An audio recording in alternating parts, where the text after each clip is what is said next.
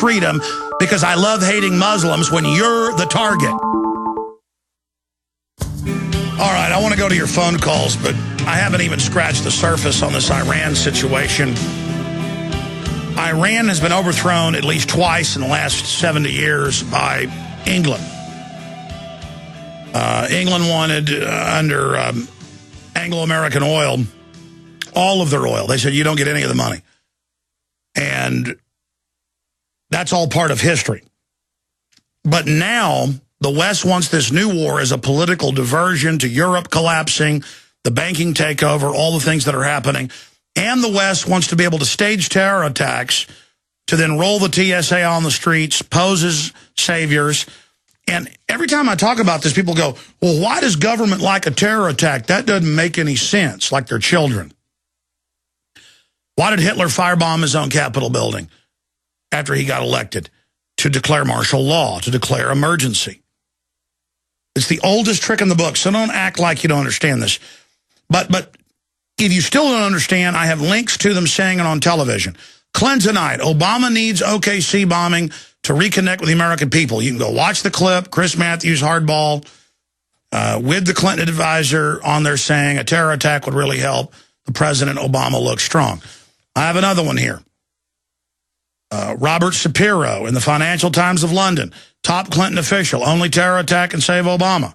Quote, the bottom line here is that Americans don't believe in President Obama's leadership, said Shapiro, adding he has to find some way between now and November 2012 of demonstrating that he's a leader who can command confidence and short of a new 9/11 event or Oklahoma City. I can't think of how he could do that. What do you think war with Iran will be, an October surprise? I mean, don't act like, well, why would government do that? And I go, well, Hitler blew up his own Reichstag, Gulf of Tonkin to get us into Vietnam. And you're like, but why? Well, I don't. No, you choose not to understand. And then I've got Clapper on TV 2 days ago saying terrorists are about to hit us. Iran's got terrorists everywhere. Give up all your rights. We've got to attack Iran. They're about to hit us. Meanwhile, he's writing for the Brookings Institute about how great a terror attack would be. And we've got the quotes and the link to it. Again, when they talk to each other, here's a letter sent to Ahmadinejad September 26, 2007, almost 5 years ago, by Gary Hart and published in the Huffington Post. And we confronted Gary Hart about this. It's in my film, Truth Rising. If you want to watch the video, it's online, too. Just type in Gary Hart confronted over Iran false flag. And he says, hey, Dick Cheney will stage a terror attack on you. You better do exactly what you're told. We staged the Gulf of Tonkin. We staged the main event. Listen, public letter. And you better do what you're told. Now, it turns out I had a CIA source, Ray McGovern, top CIA analyst at Reagan and Bush, at the same time say, the word is Cheney wants to blow up U.S. ships with fake U.S. ships painted up like Iranian. 2 years later, after Cheney was out of office, it came out in New Yorker magazine, Cy Hirsch, two-time Pulitzer Prize winner. His White House source said, actually, the National Security Council stopped the vice president. On his own, he already had U.S. patrol boats painted up like Iranian boats and was going to blow up a U.S. destroyer. But they stopped him because they thought they could get caught. They thought it was too bold. Why? Because we're watching them. We're watching them. We're watching them. You can just type in Cy Hirsch. It's on YouTube, a speech too. It says Cheney wanted to stage attack on our own ships and watch the video. But here is Gary Hart, top globalist. He's in the CFR. He had the Hart-Rubin Commission that created Homeland Security, called for it years before, said we could use 9/11 to create a new world order. Remember that clip? And until we produced the letter to Hart in person, he said, I never wrote that letter. And we said, here is the letter. And he went, oh, I did write that, and started sweating. He goes, well, I don't want to discuss it. That was for Ahmadinejad. Well, why'd you put it in the Huffington Post? Like we're idiots and we don't know what this means?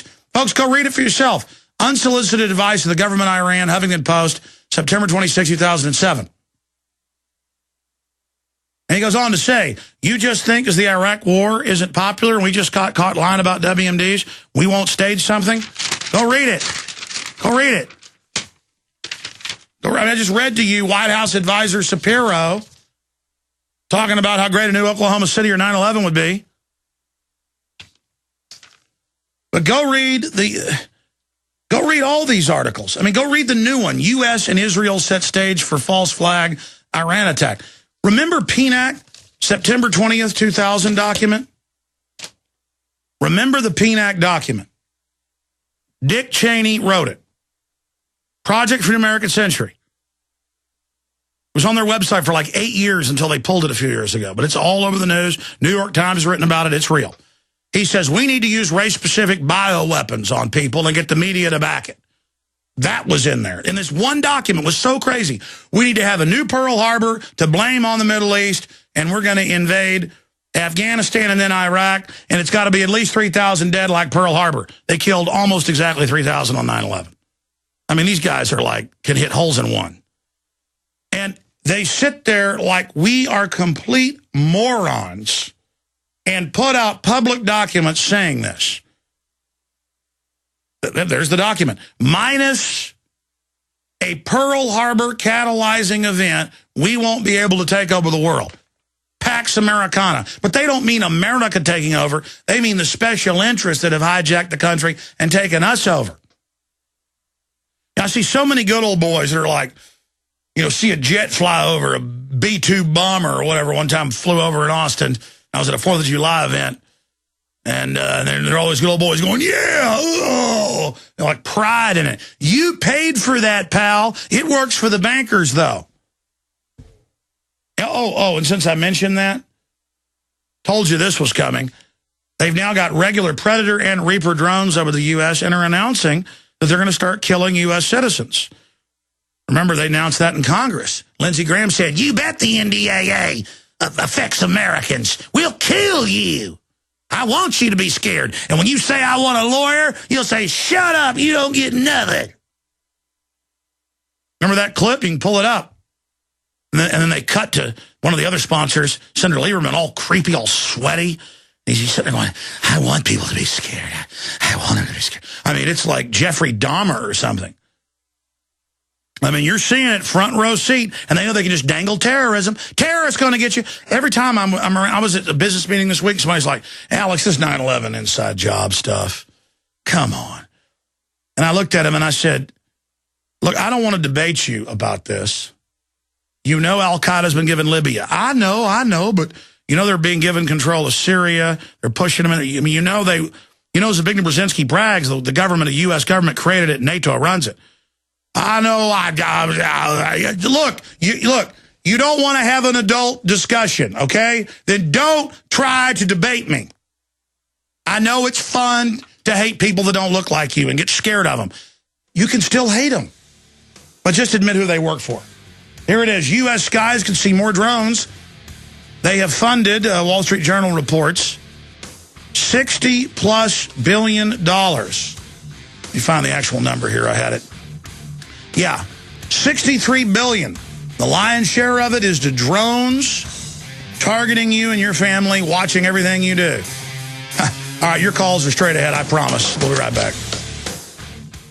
Okay, we're back. I'm going to go to calls in these two segments. I appreciate everybody holding. We've got 12 callers there on hold. From the 30 seconds, we open the phone system up. Chris to Matt will run the gamut and make sure we get to every one of you and give you at least a minute and a half or so apiece. I just want to, in closing, we put a bunch of graphics together and a bunch of research, and I won't get to it fully here tonight, so I'll get to it tomorrow or the next day. But if you're a radio listener and you're going graphics, yeah, prisonplanet.tv. But also numbers I give out on air. But we like to show it to you from the Centers for Disease Control, World Almanac, and others, and Scientific American.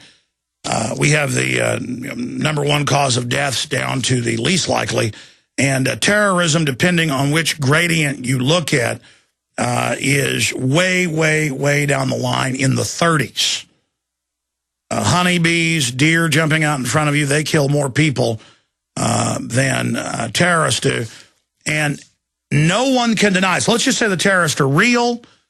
Okay, should we give up our whole way of life and have people grabbing our genitals to get on airplanes and confiscating gold out of our... I saw it like I think I sent it to you, John, or maybe I sent it to Watson for an article. There was something like 8 TSA people arrested just in one day stealing out of bags. And then I saw some other crazy number where it's like hundreds and hundreds of them are getting caught. And they're like raping people in parking lots and pedophilia. And I mean, it's like on a daily basis they're getting caught and busted. I mean, just type in TSA into a search engine, click news, and it was just, in fact, do it right now. It was just type TSA and then click news on the evil Google. And right there, it's just wall to wall with the crimes they're committing and pleading guilty to and robbing people. I mean, who protects us from the protectors? Well, see, our Bill of Rights and Constitution does, because the founders knew statistically in history, look at all those articles, there's hundreds of them, they knew statistically that government always uses the excuse of keeping you safe and always becomes the great abuser. It's the great danger. Governments killed over 250 million people in the 20th century alone. It's the #1 cause of unnatural death. But they've got you scared of something that kills less people than champagne corks. That's what I'm saying. Any way you slice it, it's not a real threat. It's destroying our Bill of Rights and Constitution. It's being used to overthrow our republic. And all over the world is being used to take liberties. It is a hoax and a scam. Now, there it is. Average number of deaths per year in the U.S. Bee and wasp, 53. Dogs, 31. Spider, 6.5. Rattlesnake, 5.5. Mountain lion, 1. Alligator, 0.3. Bear, 0.5. Scorpion, 0.5. We just go through the numbers. Oh, boy. You just go look at the numbers for yourself. But every movie I try to rent is about terrorists. Science fiction, current, whatever, TV shows, it's all brainwashing. All right, let's go to your calls. Chris in Maryland, you're on the air. Go ahead. Finally. Yes, sir. I've only got a minute, so I'll try to make this brief, but just to let you know that I've learned so much from you throughout all the years, and I try to apply it every day in the day-to-day, but it's so hard, the work that you've got to do. It's like I feel for you. Every day you've got to get up there and just steer the herd, where they're just so mentally media-besotted drones. It's just almost impossible. But they're brain damage victims from chemical and psychological warfare and biological warfare on record. And you don't need to feel for me, brother. I'm trying to survive just like you are. This is not a heroic deed. It's a survival mechanism deed. But remember, think how far we've come. How many people are waking up now? Incredible things are happening. But people are in a trance. It's up to us to wake them up. Go ahead. I know. I mean, we go through this redundantly daily, but what it comes down to is that when you finally do engage them and you catch them on something, then they look at you like they have this split-second glare in their eye like, it's true, but I can't believe it. So well, it's that's like, it. They're such cowards that they can't believe it's happening. That's why almost all women, when a guy comes up with a gun or a knife and says, get in my car, even though statistically they're dead, and they know they're dead, they get in the car. Just like people in Nazi Germany ran into those pits to be shot. They'd watch one group run in with their kids and be shot, and they'd do it themselves and even hold their hat and curtsy to the Nazi. Because it was just like, I'm going to be polite about this. I'm going to submit to authority. Well, here's the deal. I'm not doing it. I see it, and I'm warning the people. And it doesn't take a majority to beat this scum. We're trying to fix things peacefully, but we're not going to their death camps. People can't laugh about that now. They're on record saying they'll arrest citizens and kill us whenever they want. No judge, no jury. The government is lawless and treason-filled. Go ahead. Well, it's just like as you've painstakingly delineated meticulously. I mean, 10 years ago, even I probably would have thought, all right, because I've always been prone to the conspiracy theories, quote unquote. You mean questioning known liars? Being a conspiracy theorist is that they brought a steak out and it was totally pink and uncooked. And you said, that's not been cooked. I wanted it medium. And they say, sir, it's been cooked and it's raw with maggots coming out. Exactly. Thinking is conspiracy theory now. Okay? Sorry, go ahead.